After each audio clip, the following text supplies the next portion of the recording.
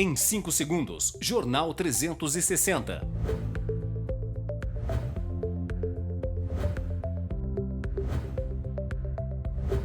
Oferecimento Café Beduíno. Descubra o sabor marcante do café beduíno.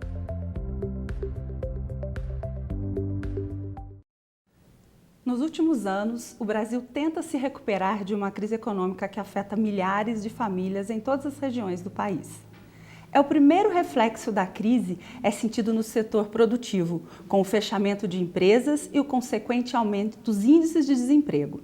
De toda essa falta de estabilidade que o país vive, se mantém a expectativa pela recuperação da economia, que caminha de forma tímida e é imprescindível expandir e diversificar o mercado para que o setor produtivo não fique excessivamente vinculado a uma só economia. E a internacionalização das empresas vai ao encontro dessa necessidade. Afinal, internacionalizar significa expandir, inovar, entrar no mercado estrangeiro. No programa de hoje, Fernando Santos Eduardo, doutor em Marketing Internacional pela Universidade do Minho, em Portugal, e Silvio José Ferreira, consultor empresarial. Está no ar o Jornal 360.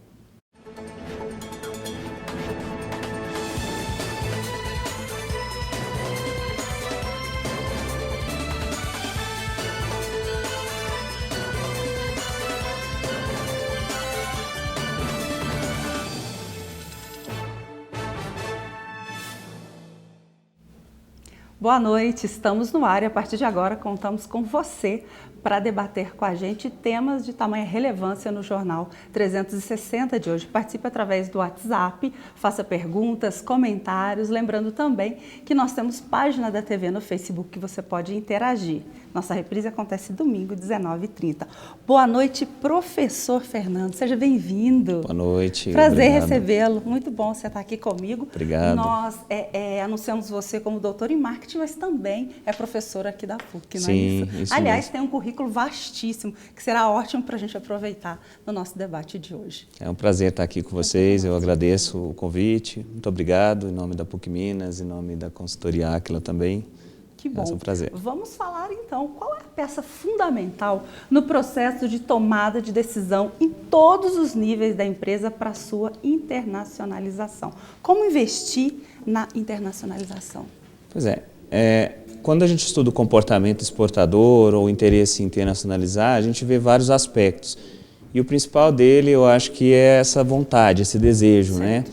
Que parte um pouco do empresário. Não é ninguém, não é o governo, não é um consultor, não é ninguém que vai falar com a empresa se ele vai exportar ou se ele vai se internacionalizar, né? Então, acho que a decisão, a vontade, o desejo é o que vai mover todo esse processo de internacionalização. Então, vem primeiro essa vontade e, num segundo passo, se pensar em investimento, seria isso? Isso, e o segundo passo, a preparação.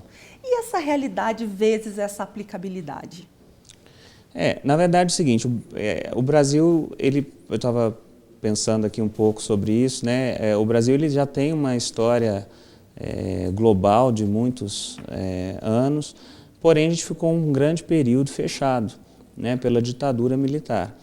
E a partir dos anos 90, com a abertura econômica, nós conseguimos trazer um pouco do que tem de mais moderno no mundo, com a substituição das importações, e isso pôde abrir um pouco o olhar da concorrência, o olhar das empresas brasileiras para o mercado internacional, né? Então, houve um boom de crescimento econômico no Brasil e de internacionalização de empresas, e as empresas começaram a se internacionalizar. Depois, o mercado interno ficou muito aquecido, e esse movimento internacional ele ficou de lado, ele ficou um pouco esquecido. E agora o movimento já é o contrário de novo, a necessidade das empresas de buscarem mercados externos. Então, eu acho que é cíclico esse processo de internacionalização, né? A curva do movimento exportador no Brasil ela é uma curva irregular. As empresas não ficam e permanecem no mercado internacional por muito tempo. Principalmente por essa questão de oportunidade, né? As empresas brasileiras elas tendem a exportar por oportunidade e não por planejamento, que seria mais correto. né? Planejamento de longo prazo. Você acha que falta informação, falta com que as empresas busquem essa informação, busquem setores qualificados para trazer essa informação para ajudar nessa questão da industrialização? Falta informação do empresário. Os cursos de comércio exterior no Brasil surgiram na década de 80. Então, são muito recentes, né? Então, a gente ainda encontra dificuldade de ter mão de obra qualificada. A gente tem alguns apoios muito interessantes, como o da Apex Brasil, que é a agência de promoção e exportação, né? Mas que não são suficientes ainda, né, para dar essa base de planejamento para o empresário. Nós fizemos uma matéria, o nosso repórter, o Matheus Luiz, conversou com empresários da nossa cidade e fizemos um paralelo entre importação e exportação. 95% dos produtos vendidos nesta loja do centro de Poços de Caldas são importados. 38 anos a gente está no mercado.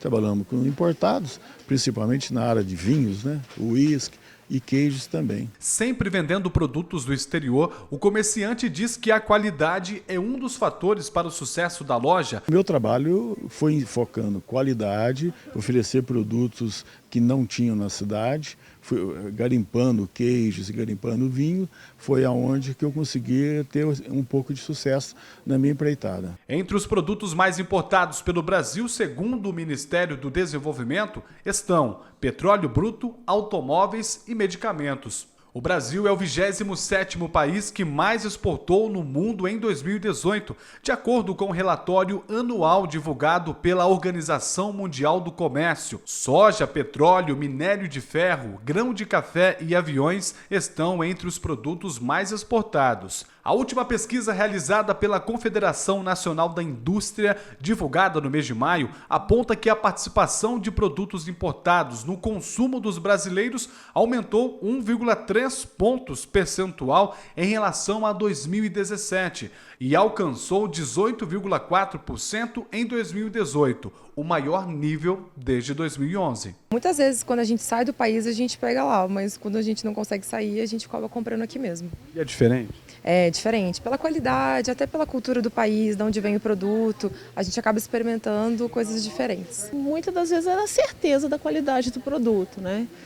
Às vezes a gente fica com receio de optar por um produto nacional e não ficar satisfeito, né? Na maioria das vezes é pela certeza da qualidade mesmo. Quando o produto tem qualidade, o valor ele é mais caro. Infelizmente é assim mesmo. Isso vale para produto nacional e vale para produto importado. Quando a pessoa quer um produto de boa qualidade, sai normalmente um pouco mais caro. Me chamou muita atenção os personagens da nossa matéria que citaram a qualidade do produto. Sim. Como é que a gente pode pensar em exportar se a gente duvida, professor, da qualidade dos nossos produtos? Isso é um problema? Isso influencia? Então, a minha tese de doutorado foi em cima da imagem do comprador internacional sobre os produtos brasileiros. É a pessoa certa para falar com a gente sobre isso. Então, a gente percebe o seguinte, que o brasileiro ele dá muito mais valor no que vem de fora do que o próprio produto nacional. Por outro lado, o brasileiro também ele aceita produtos no mercado nacional, do próprio mercado brasileiro, né, com uma imagem de que esse produto seria um produto pior do que o estrangeiro, e muitas vezes não é. Então, tem alguns estereótipos, tem algumas crenças, tem alguns valores que precisam ser quebrados quando você fala de internacionalização, quando você fala de exportação, quando você fala de produto importado, né? Na verdade, nem todo esse conjunto de fatores, ele está associado com a qualidade mesmo do produto. Muitas vezes você tem produtos ruins também fabricados na Europa, por que não? Com certeza tem. E você tem produtos muito bons fabricados no Brasil. Aqui a região de Poços de Caldas, por exemplo, a gente tem doces, queijos, azeite, vinhos. Maravilhosos, né? maravilhosos. Que são produtos muito bons e reconhecidos no mercado internacional. Premiados, inclusive, né? Então Premiados. É preciso que um produto seja reconhecido no mercado internacional para que o brasileiro comece a dar valor no produto nacional. Isso é muito comum, né? O brasileiro exporta o produto que já tinha aqui a um preço mais acessível. Quando o produto volta, aí ele passa a consumir aquele produto, porque se der um valor lá fora, então quer dizer que o produto é bom. Isso é cultural? A gente pode dizer que isso é cultural? Isso é cultural. No Brasil? Isso é cultural. né? O aspecto cultural é um fator muito importante quando a gente fala de internacionalização, né? Preciso quebrar alguns paradigmas, né? Ir para o mercado internacional, receber produtos do mercado internacional de forma mais objetiva e não subjetiva, né? De modo que a gente vá quebrar esses estereótipos e esses preconceitos com o que vem de fora ou com o que vai para fora. Inclusive a gente fala dessa questão da cultura não só do Brasil, mas quando o empresário brasileiro ele vai negociar com outro país lá fora, é preciso também entender a cultura daquele país. Então, cultura é um tema muito importante quando a gente fala de internacionalização. E internacionalizar e exportar são conceitos distintos? Então, internacionalizar é um pouco diferente. Exportação é vender o produto para o mercado externo. Certo. Né? Internacionalizar, uma empresa ela pode trabalhar o seu mercado interno e se internacionalizar. Na reportagem a gente acabou de ver uma empresa que importa. Certo. Né? Então ela está se internacionalizando. Então a internacionalização ela abrange essa relação entre países. E a exportação é o fato de vender um produto do mercado para outro país. A empresa pode exportar sem internacionalizar?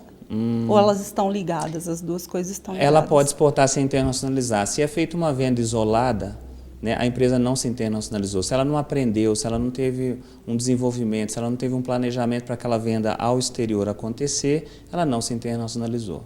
Mas olhando pelo lado da empresa, é muito mais importante ela fazer o processo completo, desde a internacionalização, assim como a exportação. Sim, sem dúvida.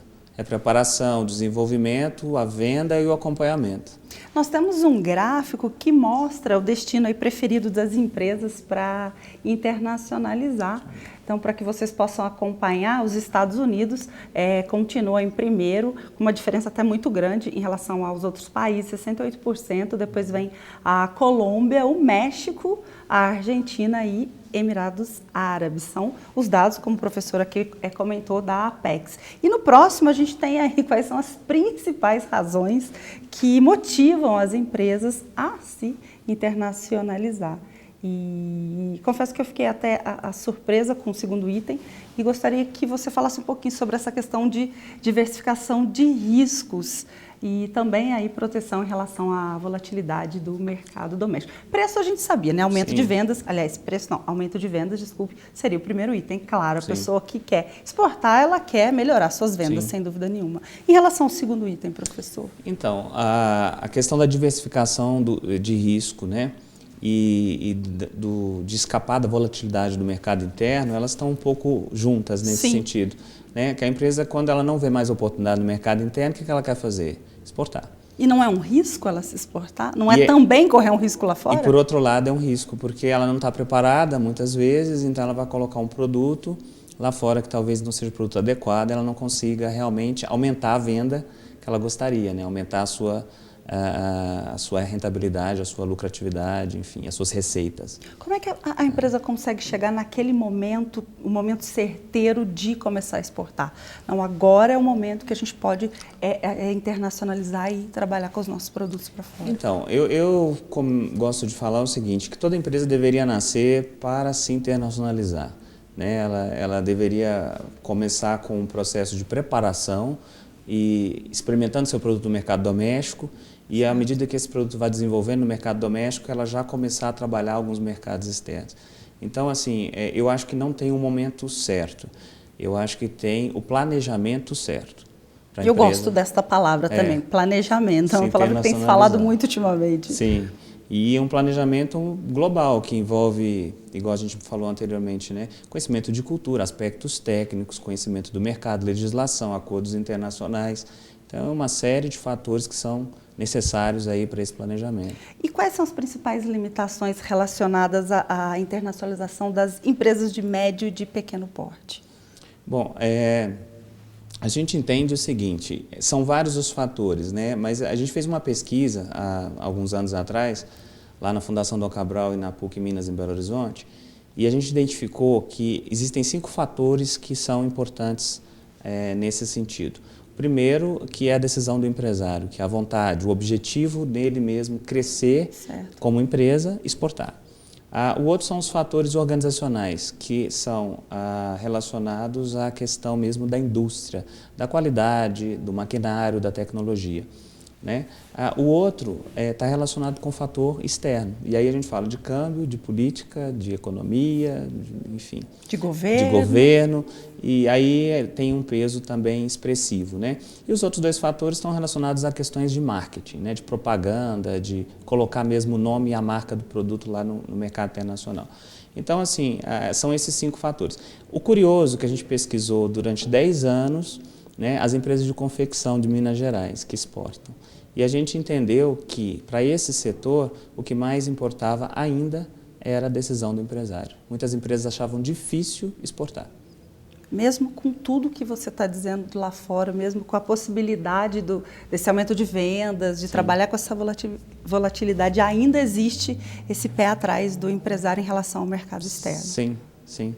Você citou a tecnologia dentro dessas suas competências. A tecnologia 4.0 tem impacto direto na internacionalização? Tem.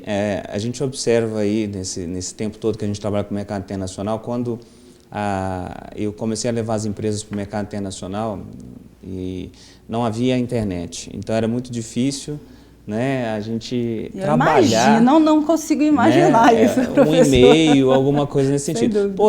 Porém, a competitividade ela era menor. Por quê? Porque era difícil para o comprador sair do país dele, ir numa feira internacional num terceiro país. Certo. Então, se ele ia num evento desse para fechar negócio, ele já ia direto. Agora, hoje não. Com a internet, você tem condição de olhar tudo antes e nem precisa estar presente para fechar um negócio. Essa globalização veio para ajudar. Veio. Então, assim, a tecnologia, ao mesmo tempo que ela facilitou esse acesso, ela também provocou uma transformação no comércio internacional no sentido da competitividade. E houve um aumento pós-tecnologia na questão da internacionalização ou ainda muito pequeno? Sim, de fato, né, os acordos, as facilidades não só de tecnologia, mas a questão dos transportes também internacionais. Né? Hoje em dia as pessoas elas têm condição de viajar de um país para o outro para fazer negócios com uma facilidade que não havia há muito tempo atrás. Então, eu acredito que a tecnologia ela ajudou, sim, né, de uma maneira geral. Mas as empresas ainda precisam aprender a lidar com essa tecnologia. Né? O e-commerce está aí mesmo para mostrar isso. A gente falou de várias dificuldades, vamos para as vantagens, né? Vamos levar o empresário a trabalhar a sua internacionalização. Você pode citar algumas vantagens para essas empresas realmente decidirem a trabalhar essa internacionalização, acreditar no poder da internacionalização? Então, apesar dessa pesquisa ter mostrado que as empresas muitas vezes acham difícil exportar, no meu ponto de vista, eu acredito que não, que exportar é muito fácil, desde que haja preparação, conhecimento, né, e profissionais qualificados junto com a empresa para que ela possa evoluir nesse contexto internacional. Né? A informação é a base de tudo, o conhecimento, né? A preparação. A gente fala muito isso lá na universidade também, né? Que sem conhecimento você não consegue chegar a lugar nenhum. Não adianta querer exportar um produto só porque ele é bom aqui no mercado interno. Isso não garante o sucesso dele lá fora. Tem que acontecer um estudo lá fora para ver se aquele produto... Eu ia perguntar exatamente isso. O que os compradores externos procuram naquilo que eles estão prestes a consumir? O que eles procuram no produto? Então, depende muito do setor, né? Depende muito do setor. Por exemplo, o agronegócio é a referência do Brasil no mercado internacional. Sim, nós vamos falar disso daqui a pouco. E é um tema também do programa de hoje. E agora, outros produtos de valor agregado, muitos países não conhecem, não sabem que é do Brasil. O próprio avião, a Embraer, há um tempo atrás eu conheci alguns empresários japoneses que me disseram que estavam voando numa companhia aérea japonesa, num avião brasileiro, e eles ficaram surpresos do Brasil fabricar aviões. Isso com toda a tecnologia, enfim, com todo esse acesso à informação que a gente está discutindo aqui, né? Então ainda falta muito mostrar o que o Brasil é capaz de produzir lá fora, né? Como que é a indústria brasileira, como que funciona esse nosso país em termos de produto. Você, professor, que viaja muito, exatamente por conta da sua profissão, o que você consome lá fora do Brasil? Existe alguma coisa? Ou quando você viaja, você tem a oportunidade de experimentar produtos ou tem não? Esse do Brasil eu tenho... Existe essa curiosidade de saber como é que o produto chega lá fora? Você faz esse tipo de coisa? Estou dizendo por curiosidade pessoal, curiosidade. Então, por trabalhar nessa área? Eu sou muito observador nesse ponto. Quando eu viajo para um país diferente, eu gosto de consumir o produto local. Até para comparar como que o consumidor lá, ele consome, qual que é o hábito de consumo, se for um produto alimentício, qual que é o paladar, né? Se for um outro produto, para ver como que é a dinâmica daquele mercado. E se eu tiver aqui alguém no Brasil que tem um produto similar ou que possa ser introduzido naquele país, eu vou entender como é que funciona aquele mercado, né? Então eu gosto de consumir produtos locais quando eu viajo. E eu acredito que também, quando o estrangeiro vem aqui, ele percebe muito isso. Você já consumiu produtos lá fora melhor do que do Brasil, sendo produto brasileiro? Sendo produto brasileiro, nunca. Os melhores produtos brasileiros que eu consumi foram no Brasil. Pode contar a verdade, professor. Né? Pode contar a verdade. Não, produto industrializado, não. Produto agropecuário é diferente porque eles processam tudo. Por exemplo, a Alemanha é o maior exportador de café industrializado. Então ele compra o grão do Brasil, ele faz todo um processo, faz o cappuccino, faz o latte, e exporta isso para o mundo inteiro. A Alemanha não produz um grão de café. Nós vamos falar sobre esse assunto de café também, que é impressionante, né? É uma coisa incrível. Que realmente incrível, porque está há anos-luz na nossa frente nessa questão de internacionalização. Para a gente encerrar esse papo, você volta no final, a pergunta aqui do Eduardo, ele diz, ao internacionalizar a empresa, essa pode gerar empregos em outros países para brasileiros? Sim, sem dúvida. Eu tenho vários amigos que trabalham para empresas brasileiras em vários países, em Singapura, por exemplo, na Holanda e em outros países também. Então é possível sim, se a empresa ela tem negócios em outros países, os brasileiros eles têm alguma possibilidade no futuro, enfim, de estar trabalhando fora. Tem mais perguntas, vai ficar para o final. Eu vou fazer um breve intervalo, eu volto falando de agronegócio, volto falando sobre café, com foco ainda nessa questão da internacionalização. E no último bloco, você já sabe, nós vamos debater todas essas questões e um pouquinho da nossa política também, do que anda acontecendo no nosso governo. Eu volto em instantes.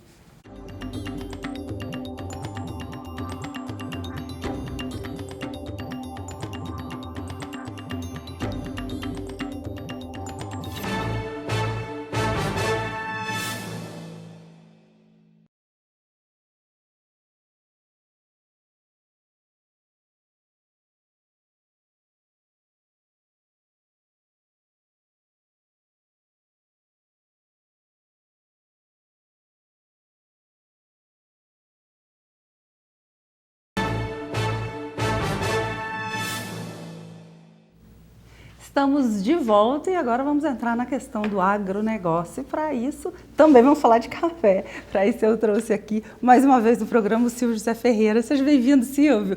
Obrigado novamente aí por trazer mais conhecimento aqui para a gente. Obrigado, Carol. Eu que agradeço o convite. Né? A gente está sempre à disposição aí de vocês. Muito bom. 10 teu programa, a gente tem visto. Sucesso total. Você tem assistido a gente? Você está acompanhando com a gente? O pessoal tem assistido? Quando não dá para assistir, que eu estou viajando, sempre tem os reprises, né? Os reprises, pois é. Domingo a gente reprisa às 19h30 e é um horário realmente que o pessoal tem gostado muito. Porque às vezes a semana anda tão corrida a vida da gente e às vezes no domingo o pessoal está em casa, está com a família e a gente tem procurado levar a informação em todos os níveis para você. Eu já vou começar então perguntando que, segundo dados da ABI, que é a Associação Brasileira da Indústria de Café, o brasileiro aumentou o consumo do café e se tornou a população que mais consome a bebida no mundo. Passou os Estados Unidos, que ocupava antes o primeiro posto no ranking. Porém, no mercado interno, o café que é consumido ainda é de baixíssima qualidade. Por quê, Silvio? Como é que a gente reverte essa situação? Carol, é simples. Vamos começar assim desde o início. Como que é feito? O professor falou da Alemanha, ótimo, é o maior exportador. Ela está aqui também na minha pauta, é verdade. Então o que acontece? Vamos começar lá com o produtor. Ele colhe, vai lá, né? Uns falam balaio, outros salqueiro, outras medidas, né? Ele colhe lá 9 sacas de café, deixa secar, depois que perde a umidade, isso vira 3 sacas de café em coco. Aí vai para a máquina. Descascou, vai a casca para um lado e o café para o outro. Quando vai, a gente chama isso de bica corrida. Esse é a commodity. Bica corrida é o que vê na televisão toda hora. Olha, tá 350, 400, 450. Bom, o que acontece com esse café? Esse café é exportado, todo café arábica, ele é 90%, 80%, 90% especial. Só que aí vem o que o professor falou, nós não trabalhamos esse café aqui. Vem o que a gente chama de rebenefício. O que é o rebenefício? Você vai separar dessa bica corrida, dessa única saca que sobrou, você vai separar o PVA, o preto, o verde, o ardido, o grão brocado e tal. Isso dá quase que a metade. E esse grão especial, que é a peneira 19, peneira 17, 16, é um grão bonito. É como se você pegasse as laranjas, separasse aquelas laranjas mais feias e trabalhasse aquela laranja de mesa, as outras vai fazer suco. E o café, aquele resto de café fica no Brasil para ser vendido como forte e extra forte. Por quê? Porque o café, quando ele é torrado forte e extra forte, ele fica bem escuro, uma torra forte. E o café bom que você toma lá fora, o professor estava falando, quando a gente vai lá fora, ver alguns produtos. Você quer tomar um café bom, café brasileiro, vai lá fora. Entendeu? Porque o café aqui que fica no supermercado é o resto do café. Mas, Silvio, a gente tem que reverter essa situação. A gente é o maior produtor, é o maior consumidor e toma o pior café. Por quê? Porque isso é quase que uma exigência do... A gente chama de oligopsônio. O que é oligopsônio? Você tem monopólio, oligopsônio. Oligopsônio é um comprador para milhares de produtores. E o café é assim. Você tem 10 compradores para milhares de produtores. Então, eles determinam. Então eles falam assim, olha, eu só vou importar se você me entregar o café nessa qualidade, peneira 19. Então, para separar esse café dessa forma, você deixa o resto, o resíduo do café. Então está faltando a gente ser exigente, é isso? Começaria simplesmente se o governo rotulasse o café. Você tem, quando você compra ração para cachorro, ração para gato, ração para gado, você tem normas. Para o café não tem norma. Porque se colocar norma para o café, esse café não poderia ser vendido. Então, hoje a gente depende muito das autoridades para que a gente tome um café bom. Então, você aumentou bastante o consumo de café especial, tá? Mas isso por conhecimento de pessoas que vai tomando conhecimento, eu vou tomar. É totalmente diferente. Quando você toma um café bom, você nem precisa colocar açúcar. Agora, quando você pega um café forte, extra forte, você não consegue tomar se você não colocar açúcar. Fica ardido, o açúcar, né? Fica ardido, ele tira o sabor do café. Mas nós precisamos hoje que o governo ele faça a rotulagem desse produto. Aí o brasileiro vai saber, olha, esse café, ele é um conilon, ele tem tanto de impureza, mas isso aí já teve um movimento em 2008, Instrução Normativa 16. O Ministério da Agricultura falou, olha, a gente vai tomar conta disso aí, vai. Só que se ele fizesse isso aí, 90% das torrefações que vendem café em supermercado iam fechar. Eu ia te perguntar isso agora, se existe um movimento hoje para isso acontecer. Existe um movimento, mas se fizer isso aí, o que vai acontecer? 90% das torrefações vão fechar. Se simplesmente falar, olha, tem norma. Tá? E é difícil. E nós precisamos, tá?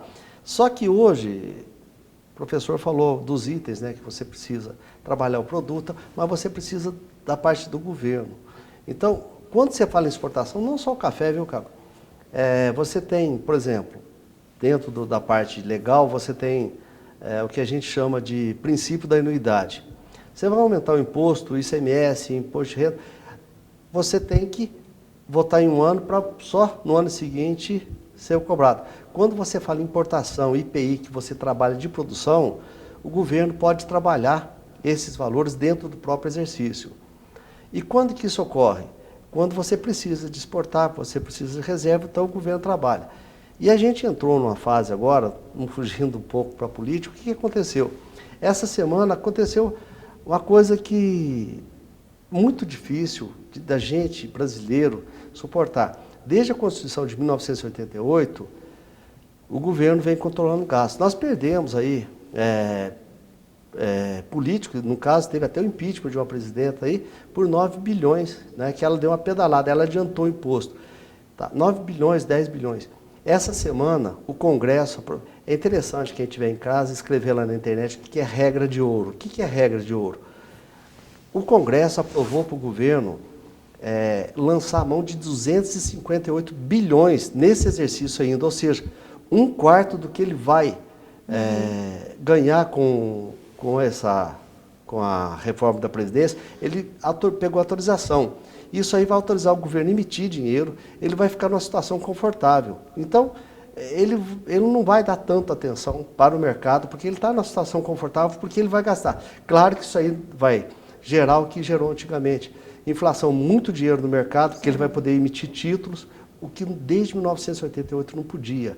Ou seja, a toda essa política que tinha para produção, para aumentar imposto, diminuir imposto de importação, IPI, ele chegou numa situação confortável, porque agora ele vai poder gastar 248 bilhões até o final do ano. Gente, isso... Injetando isso dentro da economia. Ele teve essa autorização do Congresso. Isso é uma loucura.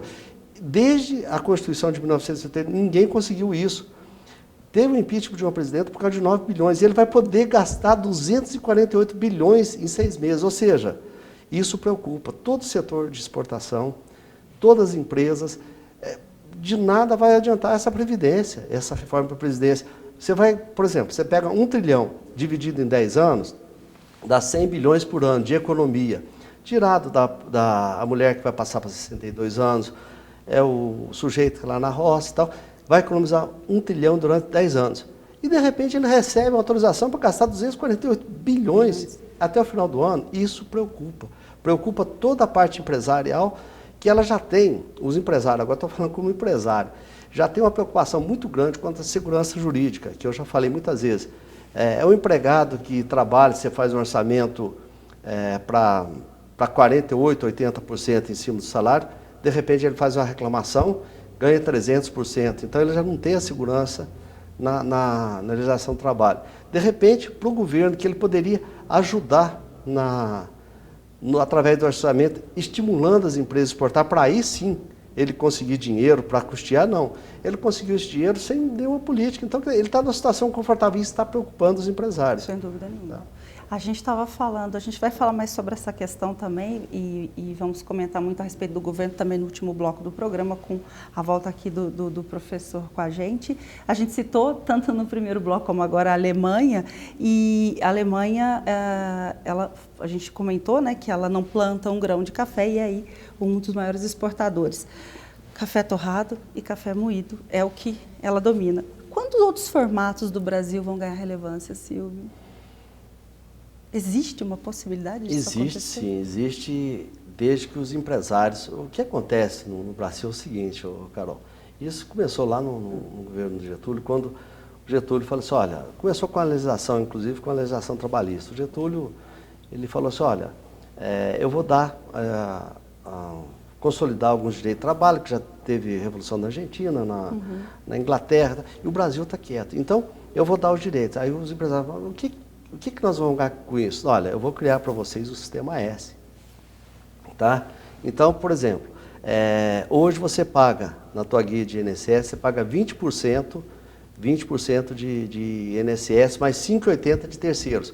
Tu faz uma conta, 5,80% é quase 6%, para 20%, então o Sistema S, o Sebrae, ele leva quase que 1/3. Mas por que isso aí? Porque os grandes empresários estão na Fiesp, estão na Fiege, e eles têm quase que 1/3 do valor que vai para a Previdência. Isso quando a gente chama de terceiros, é iniciativa privada. Então, eles ficam numa situação de conforto. Então, deveria a Fiesp, a Fieng, estar lutando. Mas eles não fazem isso, porque eles estão numa situação de conforto. Então, deveriam os empresários médios, que não fazem parte desse grupo privilegiado, trabalhar e a gente muda, Carol. As cooperativas não? Como é que fica essa questão da eficiência das cooperativas em relação ao café? Cooperativa é o seguinte, você tem é uma questão muito filosófica. Você pega cooperativas, Rio Grande do Sul, Santa Catarina, Paraná, olha, eles distribuem lucros, é uma participação. Você pega as cooperativas da região sudeste, olha, a maioria, nós tivemos em 2000 um Recop, igual ter o refis das empresas, você tem o Recop. As empresas não saíram até hoje. Por quê? Má administração. Não tem compromisso com o produtor. Hoje tem cooperativas, voltando do café, tem cooperativas que exportam o bom café e vendem no café e não devolve para o produtor essa sobra. Então, cooperativa seria um grande caminho. Eu tenho um caminho que seria os consórcios, são empresas fazerem consórcios e buscar. Aí foge empresas aqui. Mas a empresa no Sul tem uma filosofia. O pessoal do Sul, ele é mais sério em relação à cooperativa. O pessoal de cooperativa que na nossa região não é tão sério. Então aqui deveria E olha fazer... que a nossa região é que mais produz, né? É que mais produz, entendeu? E falta essa seriedade para com o dono da cooperativa, que é o cooperado. Aqui a gente não vê isso. Por quê? Se você acha que falta informação, o que falta? Falta participação. Um exemplo, na minha área, auditor.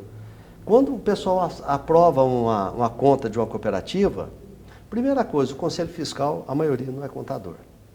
Os administradores não têm uma formação acadêmica que possa entender aqueles números. Falta informação Falta também. informação e falta gestão. E às vezes nem por maldade, por má fé dos gestores, é por falta de conhecimento. Então, precisa ter mais diálogo, precisa ter mais participação. E cooperativa é cooperação. E não existe isso. A pessoa só vai lá no final do ano, aprova uma conta sem saber o que está aprovando. É diferente do Sul. Eles debatem mês a mês, discutem um balancete, olha, está sobrando. Então, é questão de filosofia, de região, Carol. Eu vou voltar ainda um pouquinho para o café, já vou falar do agronegócio. A gente pode falar que a gente já está surfando aí na quarta onda do café, entre aspas, viu, pessoal? Quais são as tendências do café para o futuro? Carol, eu sou idealista da área de café. Eu tenho um projeto que é inovador em nível Brasil. Eu entrei em parceria com a empresa do Japão, para você ter uma ideia. Tudo aquilo que eles vendem de porcaria aqui, como café forte, extra forte, eu até faria um convite para você uma hora conhecer o projeto que eu montei. Gostaria então, muito. Eu tenho o rebenefício, depois o benefício, depois eu tenho o rebenefício. Tá? Então eu separo todas essas impurezas, não trabalho com elas, e consegui a primeira máquina que entrou no Brasil, através dessa ataque, que eu separo os grãos depois de torrado. Você não consegue, num determinado nível, você não consegue separar os Quakers. Então eu separo o grão depois de torrado. Então é um investimento. Então você já está surfando nessa onda. É uma ideologia. Mas por quê? Porque eu acredito que a médio e curto prazo o brasileiro vai falar assim, eu quero um produto de qualidade. Como existem vários outros produtos de qualidade. Ele tem que conhecer que ele está tomando o resto de café. A hora que ele fazer isso, eu estou preparado a fornecer esse produto de primeira qualidade. E a gente está aqui no jornal exatamente para dizer isso para você, porque paladar não retrocede, viu? Depois que você começar a melhorar o seu paladar, sem dúvida, é só para cima. Silvio, eu vou cair um pouquinho no agronegócio. O Brasil, é indiscutível, né, a importância do agronegócio hoje para o Brasil, representa aí 25% do nosso PIB e o saldo positivo da nossa balança. Apesar de todos esses números positivos que a gente está dizendo, o mercado global está incerto e os desafios aí da produção nacional assustam, sinal de alerta. Na sua opinião, quais são essas perspectivas aí do agronegócio brasileiro? Depois, na hora que o professor voltar, eu queria até perguntar para ele, fazer essa pergunta, eu queria devolver Farei. um pouco a ele. Nós temos agronegócio no último bloco também. Nós estamos numa fase muito difícil hoje, que chama-se Organização Mundial do Comércio e OCDE. O Brasil, ele está abrindo mão, porque ele era líder na Organização Mundial do Comércio, e ele está abrindo mão de alguns, uma posição privilegiada para poder participar junto com os ricos. Então, foi um convite aí foi um pedido do atual presidente para o presidente americano, e a gente está entrando, a gente não sabe o que vai acontecer. Inclusive, eu quero fazer essa pergunta para o professor depois. Sinalizei ela aqui. O que vai acontecer, Carol? Está uma dúvida, porque o agronegócio, vamos supor a soja, né? O cereal. Que é o primeiro produto do agronegócio. Os Estados Unidos está com uma produção de 120 milhões de toneladas, o Brasil com 116. Nós somos concorrentes. Como é que a gente vai ficar lá agora, que a gente sempre brigou com os Estados Unidos, com açúcar, com algodão, e a gente batia e a gente sempre ganhou. Agora a gente não pode... Uma das exigências que o governo americano, olha, a gente pode até admitir, mas vocês param de brigar. Ou seja, o nosso cliente preferencial número 1 é o mesmo cliente dos Estados Unidos. E nós produzimos. O que vai virar isso aí? A gente não sabe. Então, É um momento de tensão. É um momento de tensão, muita tensão, porque a gente está abrindo mão de anos e anos de vitória, de luta, de diplomacia. Para onde que vai isso? Agora, a gente é aquele menino sim, de classe média que quer ficar do lado dos ricos, entendeu? E a gente precisa, eles são concorrentes da gente, né? Ao invés da gente falar assim, olha, a gente vai lutar para ser grande, não, a gente já vai ser grande, tal qual é, né? Então, olha, a gente sofre questões, principalmente barreira sanitária. Eles falam assim, olha, o produto do Brasil não presta isso, aquilo, e a gente vai lá, a gente defende, a gente ganha. A gente não vai poder mais defender, porque a gente vai abrir mão dessa luta. Então, esse caminho do agronegócio é muito perigoso. E talvez o governo não sinta agora, porque ele vai ter uma grana violenta. Ele vai injetar ele tem um quarto de dinheiro, ele vai poder emitir títulos, então ele não vai sentir isso aí. Mas se a gente não tomar cuidado, olha, isso aconteceu com a Argentina. Mas é o que o Brasil sempre fez, né? Pensar sempre a curto prazo, nunca pensar a longo prazo. Não muito, viu, Carol? E essa parte de exportação, até estava conversando, a gente nasceu com essa filosofia. Quando mudou na área jurídica, mudou-se o Código Civil, né? Ele foi tacitamente deixou de existir. Então, só ficou lá a parte alfandegária. O Brasil já nasceu com a tendência de exportação, com essa vocação. E ele só não foi maior porque a gente vem sofrendo essas pressões, que agora talvez a gente vai deixar de poder brigar. Vamos saber a opinião do professor também. Se você continua aqui comigo, eu vou fazer o nosso último intervalo. Eu já tenho perguntas, eu vou te atender. Se você quiser enviar, participe através do número de WhatsApp, você me envia. A gente faz as suas participações aqui. Vou para o intervalo, volto mais uma vez com o professor Fernando e o Silvio para a gente debater essas questões também focado no nosso governo, no país. E lembra, nossa reprise é domingo às 19h30.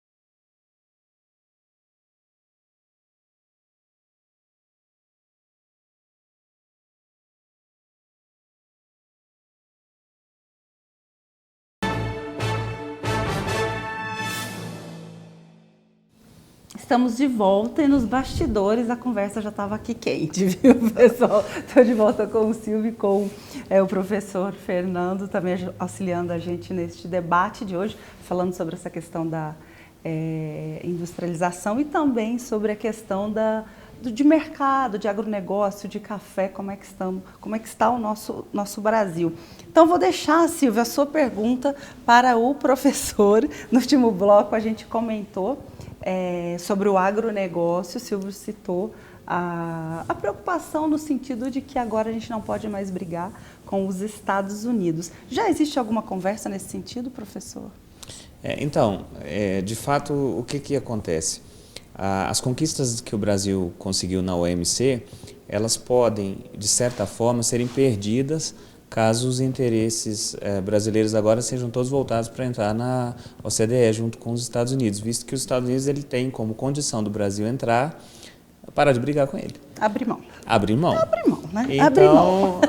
As negociações são muito obscuras, porque deveria ter critérios mais claros, mas não há. Então, a gente não sabe ainda como vai ser o comércio exterior brasileiro depois da entrada dele na OCDE. E o Silvio também, não sei se concorda com isso ou discorda. Ô, professor, de gênero legal, tá totalmente obscuro. Um detalhe, em questão de... O Brasil é exportador de matéria-prima, entendeu? E Sim. Eles já têm esse know-how, já estão industrializados. Então, nós vamos sofrer muito. Um exemplo, só 3 países da América Latina vão estar, o Chile, a Colômbia e a gente. Sim. Só que vamos trabalhar a Colômbia. A Colômbia ela tem uma produção de 9, 10 milhões de sacas de café, cara. Ela exporta 23.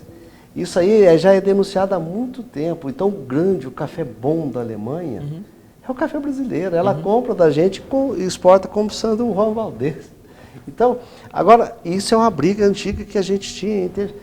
Como que a gente vai poder brigar com um parceiro agora? Também não vai poder. Então, muita coisa está como incógnita. Eu acho que não só saindo, desculpa, Imagina. não só saindo da área, não só falando do agronegócio, mas também do setor industrial também. Né? Eu estava comentando aqui com o Silvio agora há pouco, a área têxtil também, ela tem assim, sofrido muito com essa questão. Os benefícios que hoje alguns países da América do Sul têm tido com os Estados Unidos antes do Brasil. Então, deveriam ser os mesmos benefícios para o Brasil também. E não benefícios melhores do que o Brasil tem, por exemplo. A gente está sempre atrás, nessa sensação de que a gente está sempre atrás do mundo, a gente está sempre atrás. Eu vou encaixar uma pergunta aqui, quando você citou mais uma vez a Alemanha, qual o impacto no mercado internacional se modificarmos essa forma de exportar o café? Eles vão, lá fora, Carol, eu te falo em termos de valores. Uma saca de café, voltando àquela conta, uma saca de café é exportada a 400, 450. E a Alemanha vende essa saca de café a R$ 1.200, R$ 1.500. O que vai acontecer?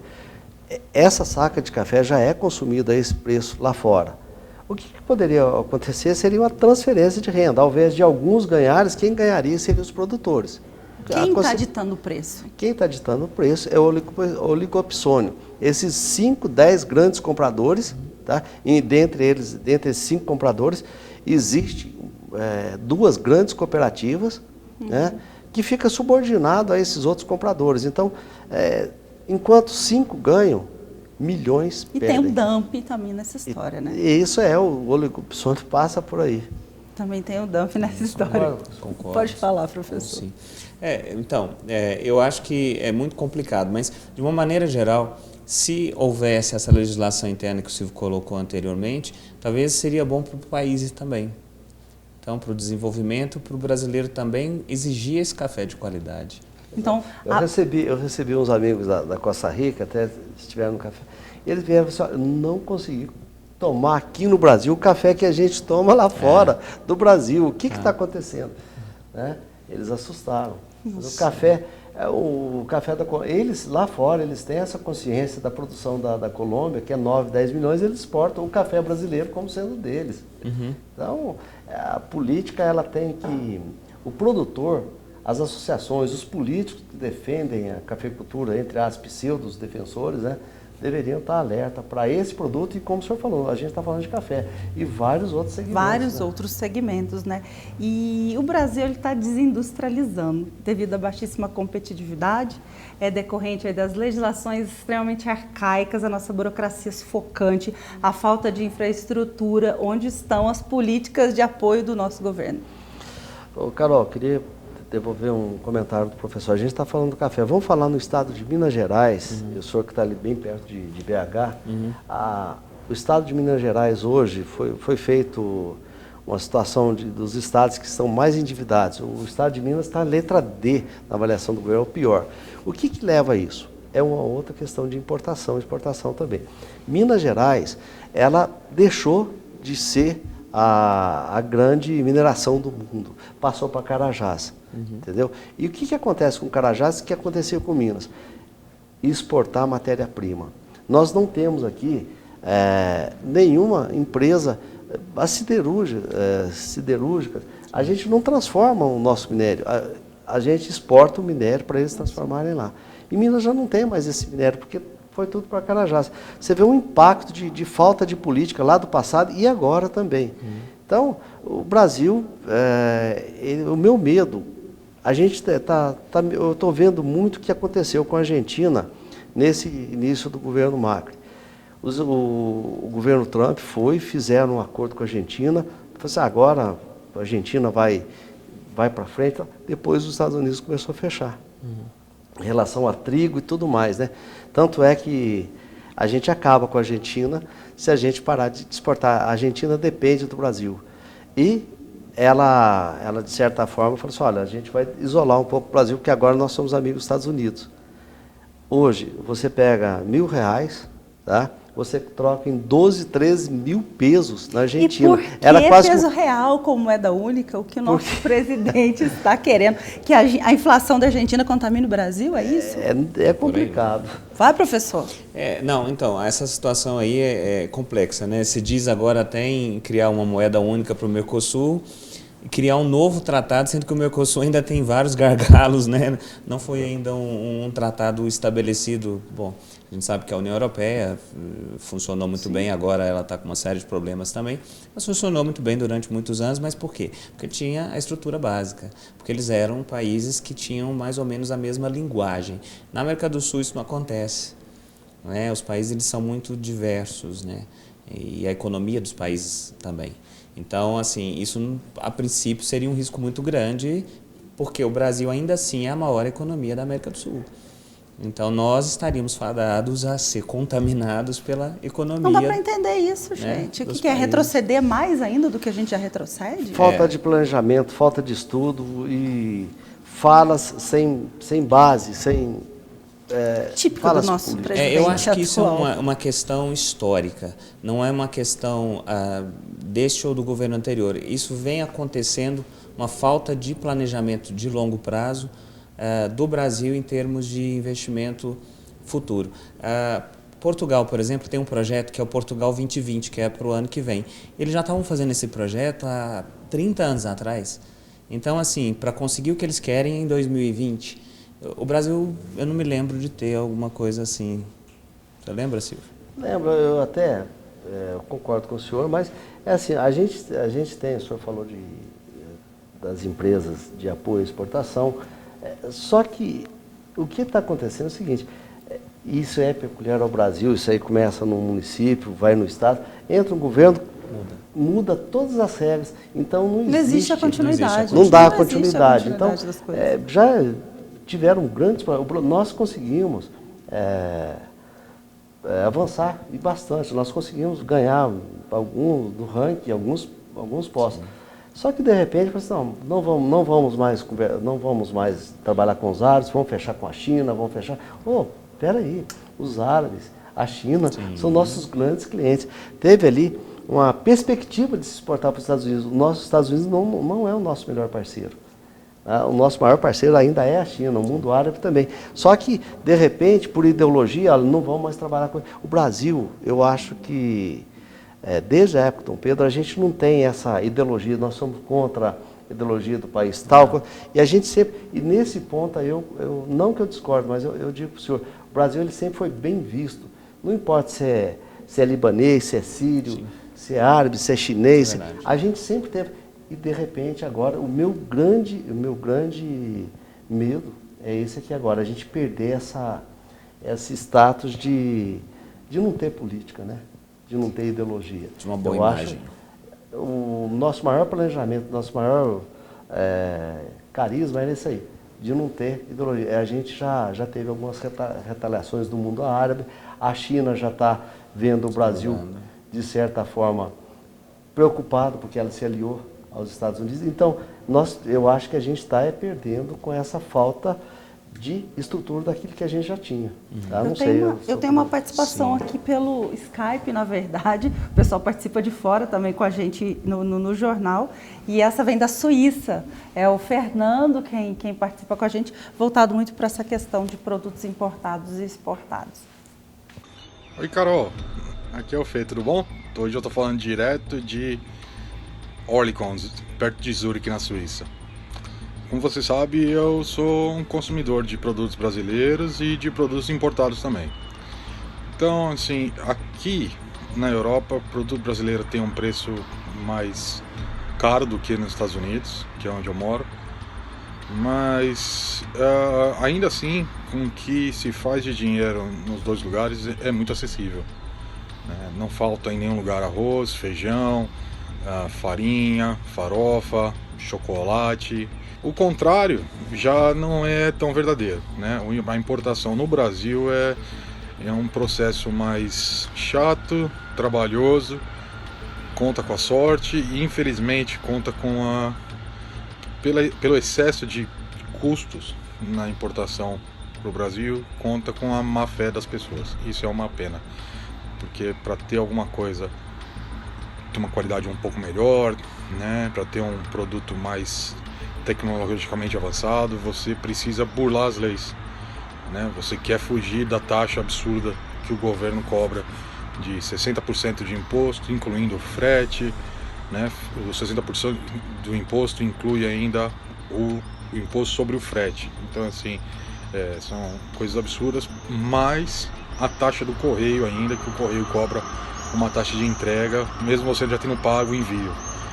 Então essas coisas desanimam um pouco no Brasil. Na minha experiência, na Alemanha a taxa de importação é tão alta quanto a do Brasil, mas para importação pessoal. Se você quiser importar alguma coisa que não seja pessoal, aí você tem um certo benefício e as coisas são bem mais acessíveis. Mas como eu falei, Estados Unidos é o melhor lugar para você poder ter acesso a tudo do Brasil com preço justo e tudo de alta tecnologia com preço muito justo. Um beijo, Carol. Feliz de te ver. Obrigada, viu, Fernando? Fico muito feliz quando a gente recebe participação do pessoal, do brasileiro que mora em diversos lugares do mundo. Também tem um giro de notícias para te deixar informado com as principais notícias da semana. Após 3 meses em queda, setor de serviços cresce 0,3%. China voltará a comprar carne bovina do Brasil. Segue até o dia 14 deste mês o período para as inscrições para o ProUni, Programa Universidade para Todos. Centrais sindicais preparam greve geral contra a reforma da Previdência para esta sexta-feira, dia 14 de junho. Muito bem, então vamos para o finalzinho, eu tenho perguntas para atender. Última pergunta aqui, a gente falamos da Previdência, o Silvio falou dessa questão do Brasil também. Como progredir em produtividade para inserção no comércio internacional? Vamos fechar esse assunto, professor. Então, eu gosto de falar o seguinte, a progressão ela vai passar por toda essa modernidade, essa tecnologia que a gente tem disponível hoje. A evolução, vamos dizer assim, do nosso país, ela tem um único caminho, a educação. E aí a educação ela parte da parte governamental e da parte empresarial. Da parte empresarial dessa questão do conhecimento, de buscar e investir, da decisão de exportar, de entender os outros mercados, etc. Da parte governamental de buscar o que o empresário precisa. Né? O seu correspondente do Skype estava dizendo sobre as importações. Eu estava comentando com o Silvio, aqui no Brasil, ao invés de ter uma política que melhore a produtividade e desonere a produção para que o produto interno seja mais competitivo, não, a gente tem uma política de taxação do produto importado, o que não resolve em nada o problema nosso. Né? Então, se o produto nacional ele fosse melhor produzido, com taxas menores, com mais tecnologia, isso melhoraria o mercado interno e, obviamente, ajudaria nas exportações. E qual o caminho, professor? Políticas públicas, né, Silvio? Exatamente. Estamos a pé, então. Políticas públicas, né, e talvez parcerias internacionais. É possível em alguns setores, por exemplo, que o empresário busque alguma coisa por conta própria. Existe uma feira em Cannes, na França, que é só de investimentos. Então, se as empresas brasileiras puderem visitar essa feira, já é um grande avanço para conhecer o investidor em determinado segmento.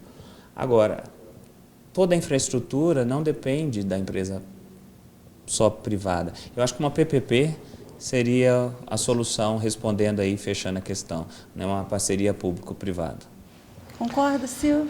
Concordo, engenheiro de grau. E uma preocupação que eu tenho visto é você se adequar ao novo mercado. E aí vem uma preocupação, Carol. Por exemplo, o nosso grande produto é o produto agrícola, o agronegócio. Só que o Brasil, nós estamos utilizando mais de 140 produtos agrotóxicos que não são aceitos na Europa. Nós já não estamos conseguindo exportar esses produtos em virtude da utilização desses. O que está nos salvando é a China. Agora, com essa parceria com os Estados Unidos, se houver um bloqueio da China, nós vamos quebrar o agronegócio. E o que acontece? Hoje, lá fora, Carol, você não tem noção, o professor pode ter viajado, a gente tem visto. O que tem crescido, as feiras de biotecnologia no setor orgânico, então os nossos produtos, eles correm uma grande possibilidade de não ser aceito mais. O Brasil precisa olhar essa próxima curva? Precisa olhar a parte ambiental e a parte de saúde, né, professor? Sem dúvida. É uma exigência dos mercados para importar nossos produtos.